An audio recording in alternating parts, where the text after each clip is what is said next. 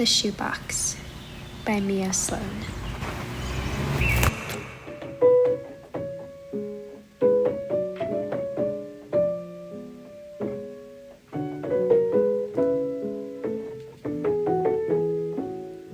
Five.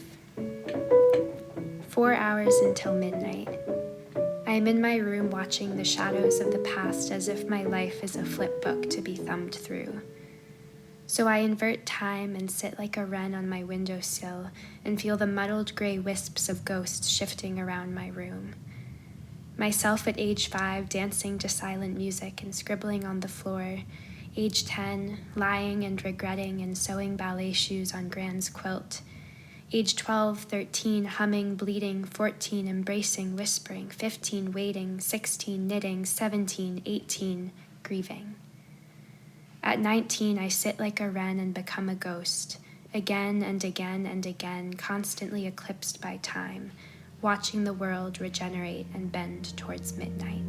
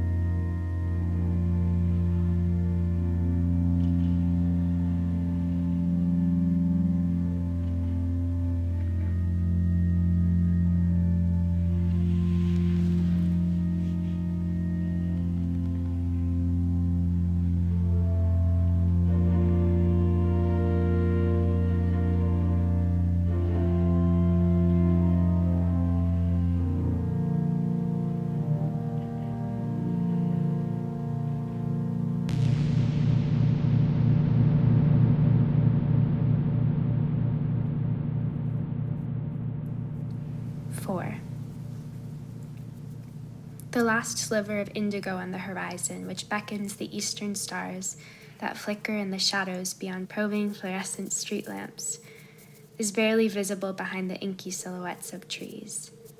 I turn left on Cottage Street and imagine myself from above, a perpendicular vector tracing rectangles into the sidewalk, a streak of green against the gray. The neighborhood is folded into a clumsy glacial embrace. The cragged western face of East Rock, with rocky jags that create the impression of a perennial frown, glows deep copper now as the sun descends into dark veils of clouds. The rock curves like a waxing moon around the gridded streets punctuated by lighted windows, each pane of glass framing a rectangular life and casting orange shadows into the heavy twilight. A motorcycle revs, a dog barks. That vague world outside the neighborhood thrums. The air is thick with the grief of passing time. What is lost in its brevity?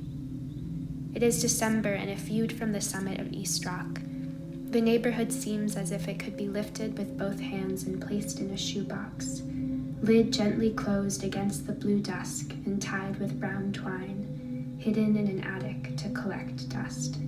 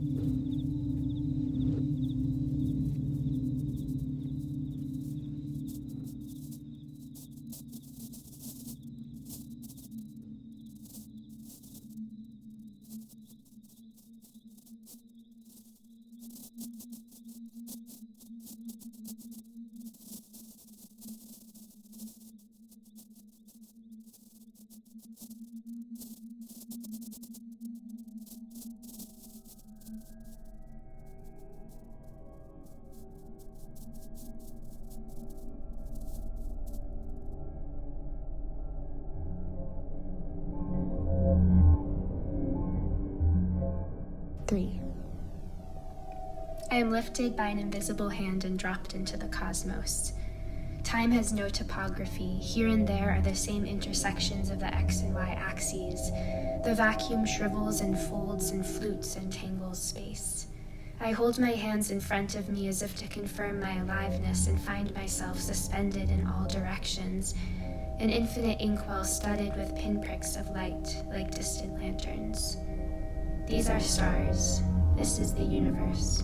I am somewhere in this strange kaleidoscope diminishing into zero. I feel space compounding, multiplying a note of music that grows higher in pitch until it reaches throbbing silence. This is the bending of the universe, and I am bending with it. Body twisted, axes warped, time transposed.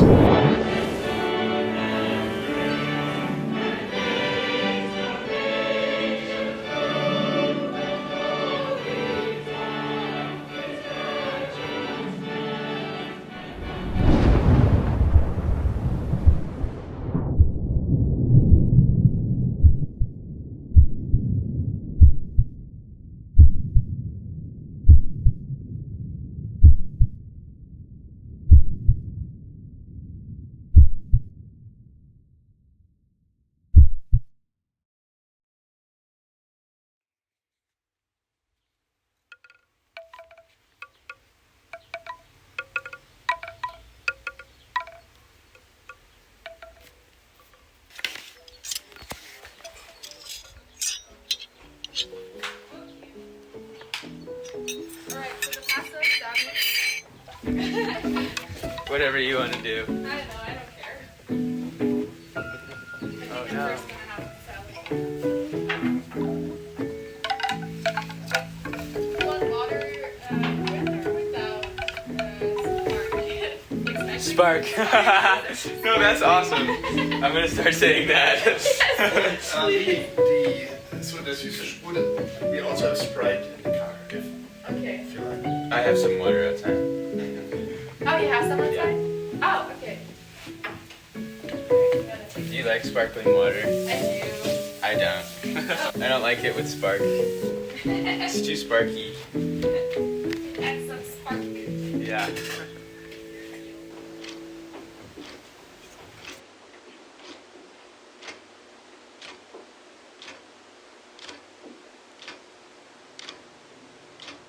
Two. 10:30 in the evening. An arch of white pine across the door, which creaks as it swings shut behind another bundled guest, signals my arrival. I stoop under the curved doorframe, mittened hands grasping the brass knob, and am folded into an embrace that smells like argan oil and beeswax. It is New Year's Eve. Eliza, with a frizzed halo of gray hair and pale eyes that tease with aged aliveness, is a flurry of pink ribbon. Her glasses hang loosely around her neck, and she wears a fluid dress the color of ivy, which drips from her chair and collects in green pools around her stockinged feet. I sit and laugh and rest my elbow on the wooden table where beeswax drips from candles into molded heaps. The 15 guests are gathered around a single table overflowing with plates of food. A platter of black-eyed peas from Eliza, a jar of apple butter from Rohan, a Dutch oven that swells with Rose's round loaf of sourdough which she spent all last night baking. My fists are still sore as she announces with a malty sigh, leaning past me and towards the floral tablecloth for another fizzing glass. The windows, which are draped in wreaths of pine from the trees in Eliza's yard, fog against the heavy night. I laugh alongside the revelers, but I feel something pulsing in my chest like the resonance of a minor key, a fear. What is it? Maybe that time is always slipping, that we raise glasses and write resolutions again, measuring seconds with the ticking of our small hearts, as if nothing is lost in the space of a year. That 15 people sit around a table and breathe while some distant purple galaxy gyrates. That Rose kneads bread and stirs a steaming pot of peas, while a black hole throbs in the emptiness. Time is too discordant, too impossible in this strange world of opposites. What is 19 years of regretting, waiting, whispering, grieving against it all? I fear my own brevity as I laugh, my chest aching, my hand clasped around a green glass with leaf carvings, watching the dripping beeswax and flurry of ribbon. Tomorrow, the walls of the house on Cottage Street will sigh with remembering. A couch drooping under the weight of absence will sit in the corner near Rose's old school pictures and unsteady stacks of art books. The face of Van Gogh will stare starkly from an open page where fingers once traced. On the opposite side of the room, facing the tall windows with beeswax candles on their sills, which were blown out long ago, curious eyes watching the tendrils of smoke that curled towards the ceiling, the dining room will wait in shadow. A wooden table will hold everything usually forgotten. Torn slips of paper containing old resolutions, a canning jar of bottle corks, an empty green glass with leaf carvings, a silver spoon face down, an unwound spool of pink ribbon, a dried sprig of white pine, a dozen strewn streamers. Floors creaking, with a mug of sage tea held between hands and footsteps muffled by thick woolen socks, Eliza will shuffle through the shivering room. 1.